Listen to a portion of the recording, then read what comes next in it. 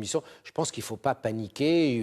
On connaît mieux donc, cette maladie que la Covid-19, on connaît les modalités de transmission. Et si on fait les mesures préventives, s'il y a des plans de riposte, et je pense que le Maroc l'a bien fait, de plans de riposte contre les zoonoses, et qu'on n'est pas dans une panique généralisée. Et je crois que les médecins, aussi bien du secteur public, privé, généralistes, pédiatres et autres types de spécialistes, sont capables de faire le diagnostic. Et comme l'a dit mon ami professeur Baddou, allez maintenant, l'avantage avec la Covid, c'est que maintenant, la PCR, c'est démocratisé. Exactement. Et c'est démocratisé. On sait ce que c'est qu'une PCR, on sait l'utiliser dans le public et dans le privé. On va faire le prélèvement, c'est positif, isolement. Et je vous signale que dans la majorité des cas, il y a une guérison spontanée. Dans la majorité des cas, en 2 à 4 semaines, guérison spontanée.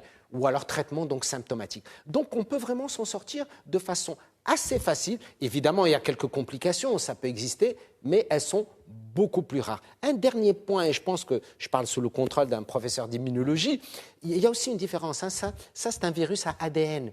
La Covid, c'est un virus à ARN. ARN, oui. Et avant, c'est quoi la différence? Alors, lui, il est plus expert que moi là-dedans. Ce que je veux dire, c'est qu'avec le virus de la Covid-19, on avait à peu près 30 000 codes. Ici, on en a 200 000. Avec le variole donc singe. Et donc, plein de combinaisons donc, de paires. Et donc, comme l'a dit mon ami professeur Baddou, qui expliquera mieux que moi, plein de possibilités de variantes, sous-variantes. Mais ça ne veut pas dire dangerosité. Et ça, c'est important de bien. Ça ne veut pas dire pathogénicité. Ça va jouer sur la transmission, ça va jouer sur